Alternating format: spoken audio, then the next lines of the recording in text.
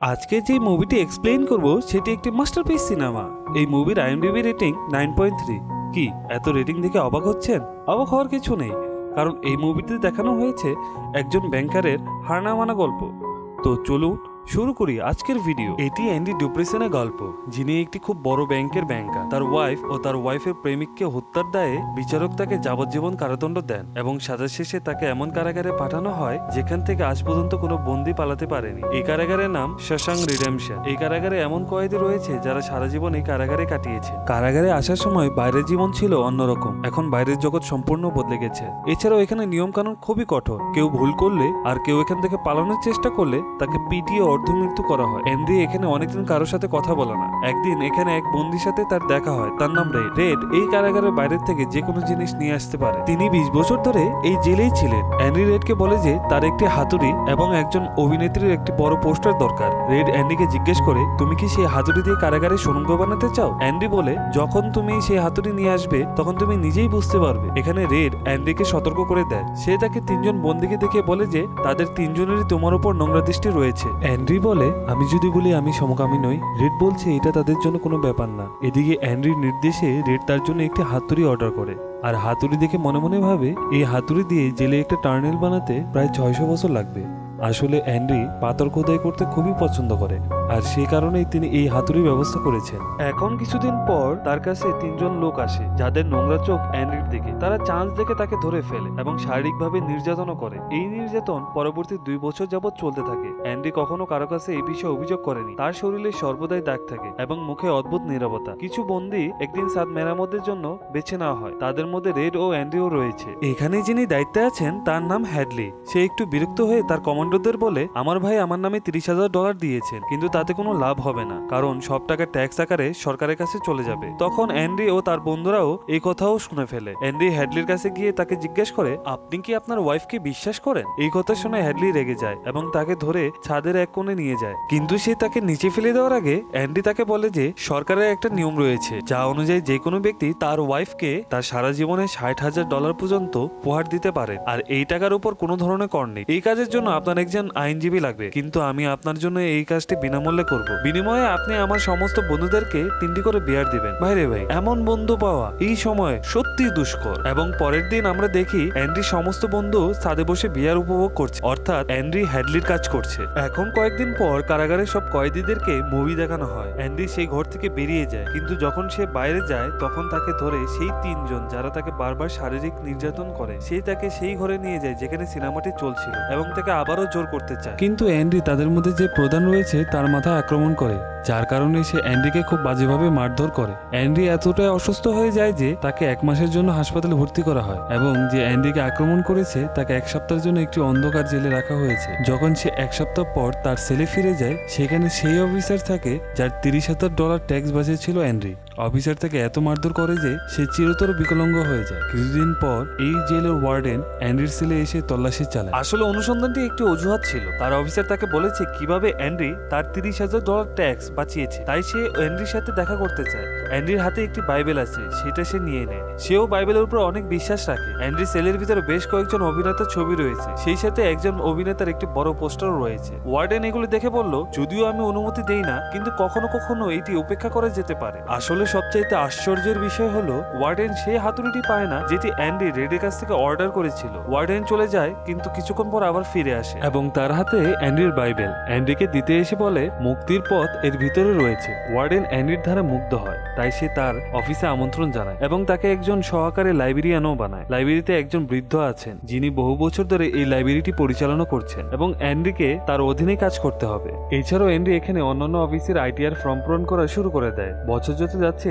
অ্যান্ডির কাজও বেড়ে যায়। তার একজন সহকারী প্রয়োজন এবং তার সহকারী হিসাবে তার বন্ধুকে তিনি বেছে নেয়, যার নাম রেড। ধীরে ধীরে এভাবে সময় কেটে যায়। এদিকে একদিন বৃদ্ধ লাইব্রেরিয়ান যার অধীনে অ্যান্ডি কাজ করে, ও একজন মানুষের ঘাড়ে ছুরি ধরে। করে। আসলে সরকার তার সাজা মকুব করেছেন, কিন্তু তিনি এই জেল ছাড়তে চান না। আজ এই কারাগারে তার 50 বছর পূর্ণ হয়েছে। এই জেল জগৎকে সে বাস্তব জগৎ বলে মনে করে, আর সে মনে করে যদি কাউকে হত্যা করা হয় তাহলে তার শাস্তি বেড়ে যাবে এবং তাকে এই জেলেই রাখা হবে। কিন্তু অ্যান্ডি ও রেডের বোঝানোর ফলে বৃদ্ধ লাইব্রেরিয়ান যার গলায় ছুরি ধরেছিলেন সেই লোকটিকে ছেড়ে দেন। জেল থেকে ছাড়া পাওয়ার পর লাইব্রেরিয়ান ব্রুসকে সত্যি অদ্ভুত লাগছে। 50 বছরে বাইরের জগতের গতি অনেকটাই বেড়ে গেছে। যেখানে রাস্তার গাড়ি ছিল খুব কম, এখন রাস্তার গাড়ির ভিড়, আর এই ভিড়ের গতিময় জীবনে ব্রুস টিকতে পারে না এবং সে তার জীবন দিয়ে দেয়। এরপর জেল দেখানো হয়, সেখানে একটি নতুন প্রোগ্রাম শুরু হয়েছে। এই প্রোগ্রামের নাম ইন আউট। এই প্রোগ্রামে কারাগারে বন্দীদের বের করে নিয়ে তাদের কাজ করানো হবে, যাতে তারা কঠোর পরিশ্রমের মাধ্যমে অর্থ উপার্জন করতে পারে। তবে এই প্রোগ্রামের মাধ্যমে জেলের কয়েদিদের শ্রম সস্তা হওয়ার কারণে ওয়ার্ডেনরা অনেক চুক্তি পায়। ওয়ার্ডেন অনেক টাকা আয় করে, কিন্তু এই টাকা কালো টাকাতে রূপান্তরিত হয়ে যায়। এখানে অ্যান্ডি তাকে সাহায্য করে। সে তার সঙ্গে এমন একজনকে করে যে এই পৃথিবীতেই নেই, অর্থাৎ তারা র্যান্ডাল স্টিফেন্সের নামে জাল নথি তৈরি করে এবং তার অ্যাকাউন্টে সমস্ত অর্থ হস্তান্তর করে, যাতে পুলিশ খুঁজে বের করলে পুলিশ এমন একজন মানুষকে খুঁজবে যে এই পৃথিবীতেই জন্মায়নি। এখন এখানে জেলে একজন নতুন বন্দী এসেছে যার নাম টমি। তিনি অনেকবার জেলে গিয়েছেন, কিন্তু যখন তিনি জানতে পারেন যে অ্যান্ডি আজ পর্যন্ত অনেক লোককে সাহায্য করেছে, তাই সে তার কাছে যায় এবং সে তাকে বলে যে সে তার হাই স্কুল শেষ করতে চায়, যাতে জেল থেকে বের হয়ে তিনি তার ওয়াইফ, তার সন্তানগুলোকে নিয়ে ভালোভাবে জীবনযাপন করতে পারেন। অ্যান্ডি এখানে তাকে সাহায্য করে। একদিন টমি রেডের কাছে যায়। সে তাকে জিজ্ঞেস করে যে অ্যান্ডি খুবই বুদ্ধিমান, সে এই জেলে কি করছে। রেড তাকে বলে যে সে তার ওয়াইফ এবং ওয়াইফের প্রেমিককে হত্যা করেছে। তিনি একজন ব্যাংকার ছিলেন। টমি একথা শুনে পুরোপুরি শান্ত হয়ে যায় এবং পরের মুহূর্তে টমি অ্যান্ডি ও রেডের সামনে বসে টমি তাদের উভয়কে বলে যে একবার তিনি একটি কারাগারে গিয়েছিলেন, যেখানে তিনি একটি বন্দীকে পেয়েছিলেন। বন্দী জানায় রাতে একটি বাড়িতে চুরি করতে গেলে ওই বাড়ির মালিকের ঘুম ভেঙে যায়, আর সে মালিক ও তার ওয়াইফকে গুলি করে ফেলে। পরে জানতে পারে তারা দুজনেই হাজবেন্ড ওয়াইফ নয়, তারা প্রেমিক প্রেমিকা ছিল। সেই মহিলাটি একজন বড় ব্যাংকারের ওয়াইফ ছিল এবং সেই ব্যাংকারকে তার ওয়াইফ এবং তার ওয়াইফের প্রেমিককে হত্যার অভিযোগে তাকে গ্রেফতার করা হয়েছিল।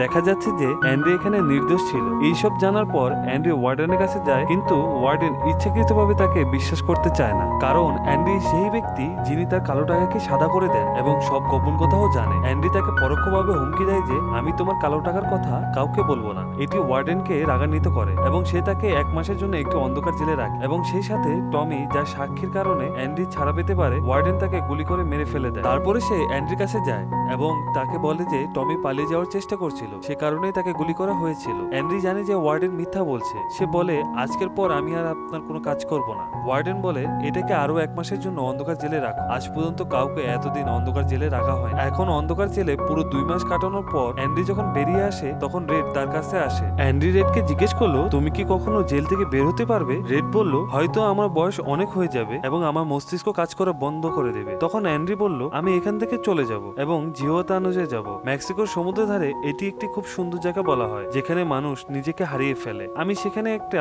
রেস্টুরেন্ট খুলবো, সমুদ্র তীরে নৌকা তৈরি করব এবং গভীর সমুদ্রে বন্ধুদের সাথে মাছ ধরতে বের হব।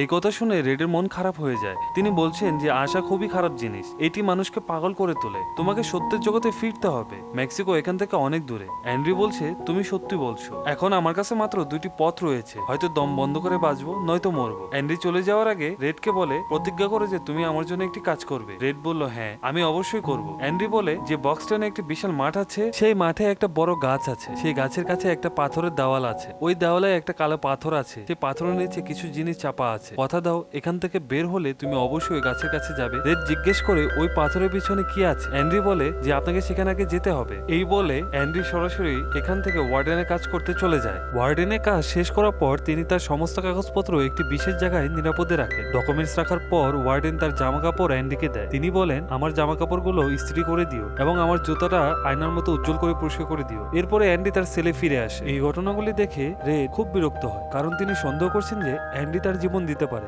সকালে যখন সমস্ত সেলের দরজা খোলা থাকে, তখন অ্যান্ডি সেল থেকে বের হয় না এবং যখন প্রহরী তার সেলের কাছে আসে, তখন সে পুরোপুরি হতবাক হয়ে যায়। তখন ওই ওয়ার্ডেনকে দেখানো হয় যে তার জুতো পরার জন্য বের করে, কিন্তু সেই বক্সে অ্যান্ডির জুতো রয়েছে, তার নয়। তার কিছুক্ষণ পর সাইরেন বাজছে এবং এটি একটি বন্দি পালানোর সাইরেন। ওয়ার্ডেন অ্যান্ডির সেলে যায়, সেখানে রেডকেও ডাকা হয়। ওয়ার্ডেন রেডকে জিজ্ঞেস করে অ্যান্ডি কোথায়। সে বলে আমি কি জানি। এই কথা শুনে ওয়ার্ডেন খুবই রাগান্বিত হয়। সে বলে সে কি ভূত ছিল যে রাতারাতি অদৃশ্য হয়ে গেল। তার হাতে থাকা পাথরগুলো তাদের দিকে ছুটতে থাকে এবং দেয়ালে পোস্টারে একটি পাথরও মারেন তিনি, কিন্তু পাথরটি আঘাত করার পরেও নিচে পড়ে না, পোস্টারটি অতিক্রম করে। যখন ওয়ার্ডেন তাতে হাত দেয় তখন সে দেখে অ্যান্ডি সেখানে একটি বিশাল সুড়ঙ্গ তৈরি করেছে, যা দেখে সবাই অবাক, কারণ ওই দেওয়ালটি এতটাই মজবুত ছিল যে যন্ত্র ছাড়া ওই দেওয়ালের উপর সুড়ঙ্গ করা প্রায় অসম্ভব ছিল। কিন্তু অ্যান্ডি অসম্ভবকে সম্ভব করে এখান থেকে পালিয়ে যায়। এরপর প্রত্যেক রক্ষীরা ওই দিকে চলে যায় যেদিকে অ্যান্ডি বেরিয়েছিল।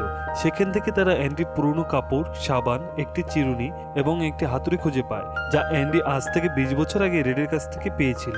এই সে হাতুড়ি যা দিয়ে অ্যান্ডি গত 20 বছর ধরে কারাগারে তার সেলের দেওয়ালে সুড়ঙ্গ করে দিয়েছিল। একই সময় দেওয়াল থেকে যতটুকু মাটি বের হয়ে আসতো তা পকেটে রেখে দিত এবং পরে মাটিতে তা ছড়িয়ে দিত। অ্যান্ডি যখন শেষবারের মতো ওয়ার্ডেনের জন্য কাজ করছিল তখন সে ওয়ার্ডেনের কালো টাকা সমস্ত কাগজপত্রগুলি তার কাছে রেখে দেয় এবং তার কাছে থাকা বাইবেলটি তার সেলে ওয়ার্ডেনে ভোল্টে রাখে। ওয়ার্ডেন এই সম্পর্কে জানে না। এছাড়াও ওয়ার্ডেন তার কাপড় চোপড়গুলি পরিষ্কার করতে দিয়েছিল। অ্যান্ডি তার জামা কাপড়ের সাথে সাথে তার জুতোগুলি পরেছিল, যা ওয়ার্ডেন তাকে পালিশ করার জন্য দিয়েছিল। অ্যান্ডি সেগুলো পরে সেখান থেকে চলে যায়। রাতে কারাগারে সব আলো নিভিয়ে দিলেই সেই সুড়ঙ্গ দিয়ে বেরিয়ে আসে। এরপর সে নর্দমার পাইপ ভেঙে সেই নর্দমার পাইপের ভিতরে হামাগুড়ি দেয় এবং সেই জেল থেকে বেরিয়ে আসে যেখান থেকে আজ পর্যন্ত কোনো বন্দী পালাতে পারেনি। সে পালিয়ে যায়। যাই হোক, অ্যান্ডি যে নর্দমার পাইপ দিয়ে বেরিয়ে এসেছিল যা দুটি ফুটবল মাঠের সমান। পরের দিন সকালে অ্যান্ডি সেই ব্যাংকে যায় যেখানে ওয়ার্ডেনের কালো টাকা রাখা হয়। এই টাকাগুলি এমন একজনের নামে রাখা হয় যে এই পৃথিবীতে নেই। আসলে অ্যান্ডি সেই লোকটির সিগনেচার করতেন জেল থেকে। অ্যান্ডির কাছেও সেই লোকটির নামে সমস্ত নথিও রয়েছে। তাই অ্যান্ডি ব্যাংকে যায় এবং সমস্ত টাকা তুলে নেয়। এই অর্থ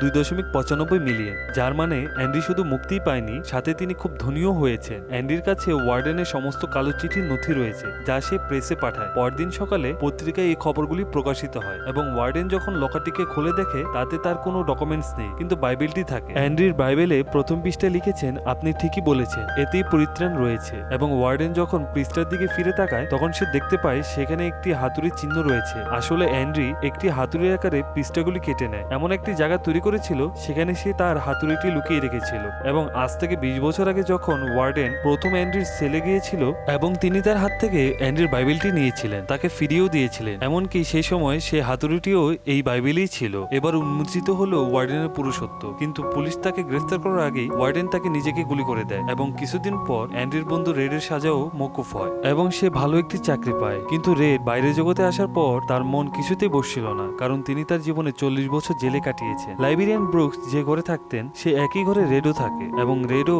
আত্মহত্যা করতে চায়। কিন্তু কিছুক্ষণ পর তার মনে পড়ে সে অ্যান্ডির সাথে কি প্রতিশ্রুতি দিয়েছিল এবং সে সেই বড় মাঠে যায় যেখানে একটি বড় গাছ আছে। এছাড়াও পাথরে একটি প্রাচীর রয়েছে এবং সেই দেওয়ালে একটি কালো পাথর রয়েছে এবং যখন সেই পাথরটি তুলে নেয় তখন তার নিচে একটি বক্স থাকে। সেই বক্সের ভিতর কিছু টাকা এবং একটি চিঠি রয়েছে। এই চিঠিটি অ্যান্ড্রির। ওই চিঠিতে লেখা আছে জেলে যেই জায়গাটি বলেছিলাম তার নাম কি তোমার মনে আছে? তারপর রেড বলে জিহোয়াতানেজো। সে বলে তুমি ওই জায়গায় আসো, আমি তোমার জন্য অপেক্ষা করছি। এর পাশে অ্যান্ড্রি লিখেছে আশা একটা ভালো জিনিস, কিন্তু সবকিছু সেরা এবং একটা ভালো জিনিস কখনোই মরে না। এরপরে অ্যান্ড্রির সেই জায়গায় পৌঁছে যায় এবং যখন সে সমুদ্র তীরে যায় সে দেখে অ্যান্ড্রি নৌকায় বসে তার নৌকা ঠিক করছে। এটি সব অ্যান্ড্রির স্বপ্ন যা সে জেলে বসে রেডের সাথে ভাগ করে নিয়েছিল।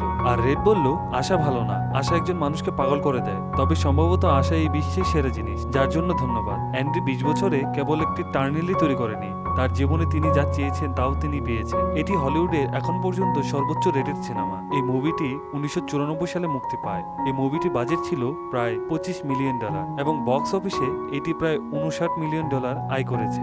আশা করি এই গল্পটি আপনাদের কাছে ভালো লেগেছে। তো আজকের মতো বিদায় নিচ্ছি, আল্লাহ হাফেজ।